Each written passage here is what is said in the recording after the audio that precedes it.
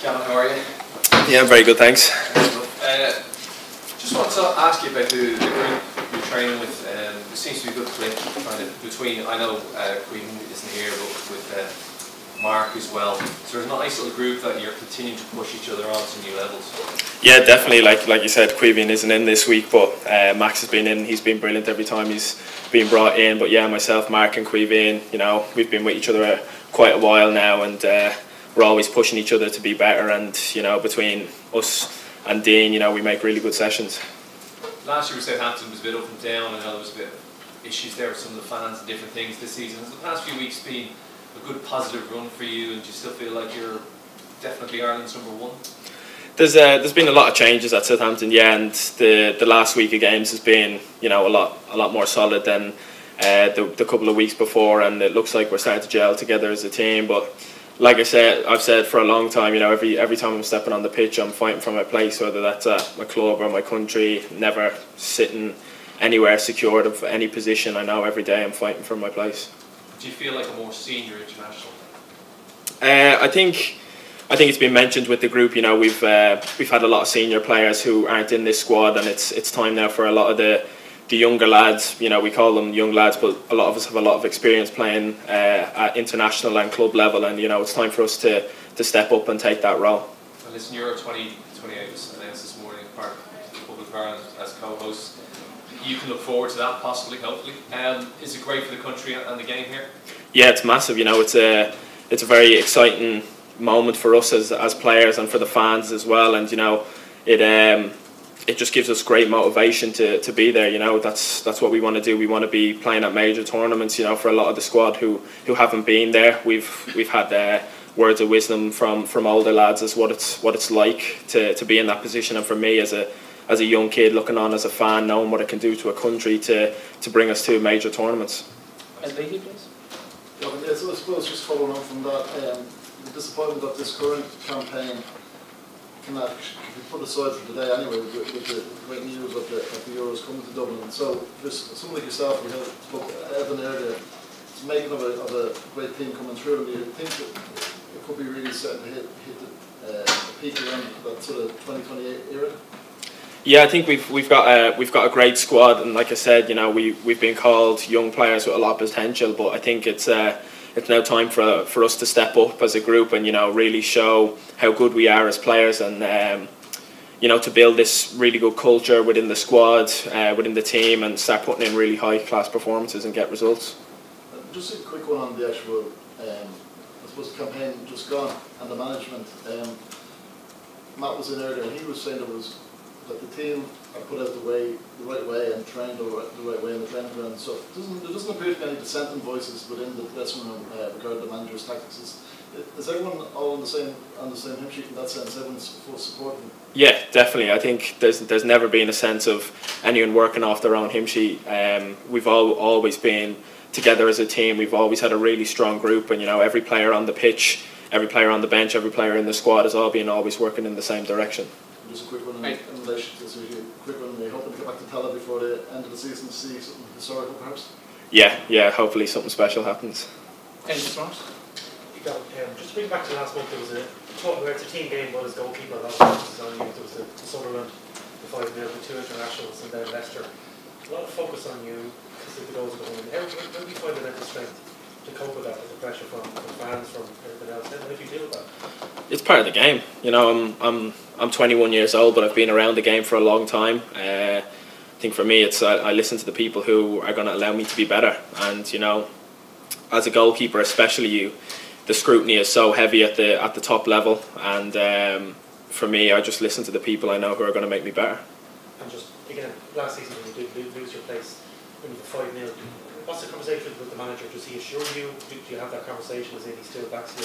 Number one, there's a famous footage of the meeting with fans where he said you're still as number one, but does that how does he back you in that way after a 5-0 that you can take something from that to keep going? I mean, for me, it's I'm looking at myself all the time, and I think with the manager we have, he's brilliant. He's not just a great, you know, man manager, but he's also brilliant in terms of his tactics and how he goes about the game. And I think the way he speaks with the players is brilliant. He talks to you on a level, he doesn't talk down to you or anything like that. So I think he's been brilliant for me to keep my confidence up and to go into every game with full belief. David Snape, please. When you're talking about, say, belief, and even just Evan was chatting about it there beforehand about like, blocking out stuff that you can't control, and maybe that's something that a younger generation of footballers have to realise because of, say, social media and maybe the amount of media. So how do you do that then? Like, would you have a total blackout of stuff on, say, social media, or even not watch certain programmes because they might be discussing your own performance? It can be difficult because the reach that social media has these days. You know, sometimes it's impossible to stay away from it, and I think you don't want to, like you say, have a complete blackout, because you never learn to really take it on and almost be able to block it out. But you have people around you, and you know, I think young players now, you have to work not just on your technique and your tactics. It's the mental side of the game that's a massive part, you know, of players performing consistently at a high level. So you know, I think every player, young player you see out here performing at high levels has different, you know, mental tactics and mental fortitude to work against blocking those things out.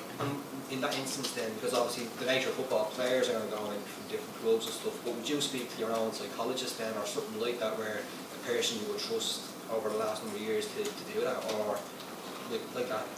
Also realising you're a footballer, but it's only one part of your life. You have to be able to live your life and enjoy things day to day and not have to block everything out. Yeah, exactly. Finding that balance is a massive part of it, because at the end of the day, we're footballers, but we're all human beings. You know, you have to be able to live your life outside of football. And like you said, like, yeah, I do have someone that I work with both in and outside of the club, you know, and a lot of people that I trust around me in my circle that I listen to a lot, and they're the ones that keep me strong.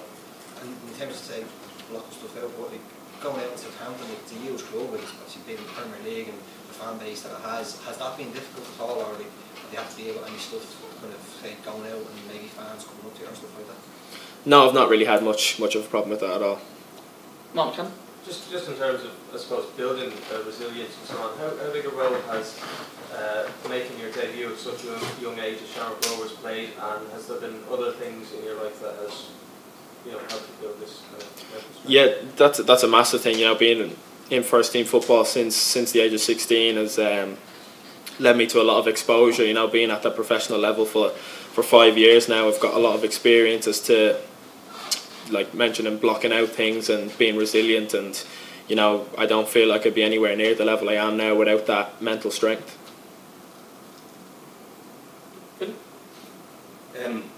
Gavin, you've got a couple of Southampton teammates in this squad, just Ryan Manning and Will Smallbone.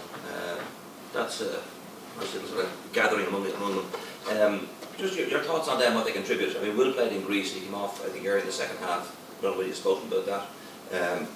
He's obviously back in again now. Ryan has been waiting to get in around the squad for a little while.